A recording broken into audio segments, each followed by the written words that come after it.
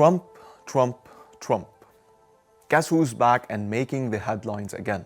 Yep, it's this man himself. And this time, he's got even bigger ideas. And when we say big, we mean territorial ambitions and some pretty unconventional foreign policy moves.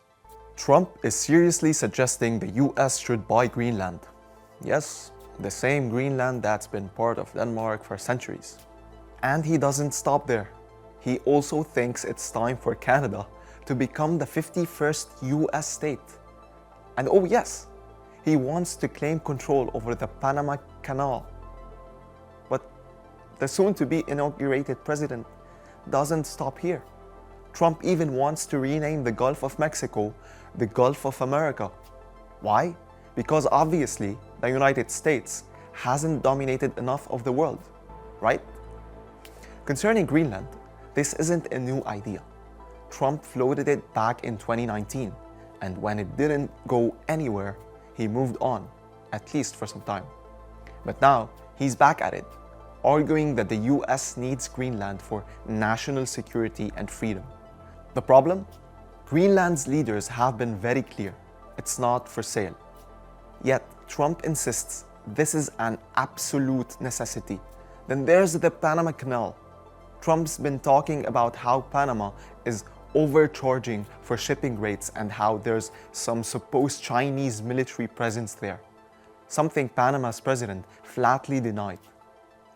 But that's not stopping Trump. He's doubling down on the idea that the US needs to reclaim control over this key global shipping route. Now comes Canada. Trump has long expressed interest in the idea of Canada becoming the 51st state. While he has repeatedly mentioned this, he made it clear recently that he's not considering military force to make it happen. Instead, he suggested using economic force to bring Canada closer to the US.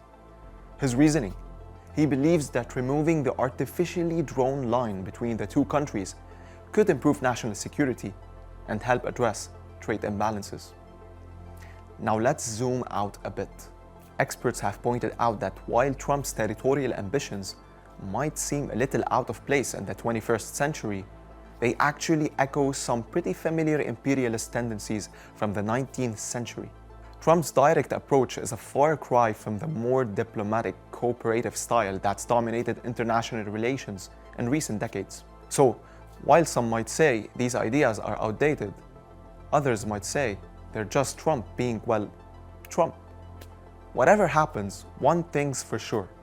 Whether it's renaming the Gulf or buying Greenland, Trump's second term is going to be anything but boring.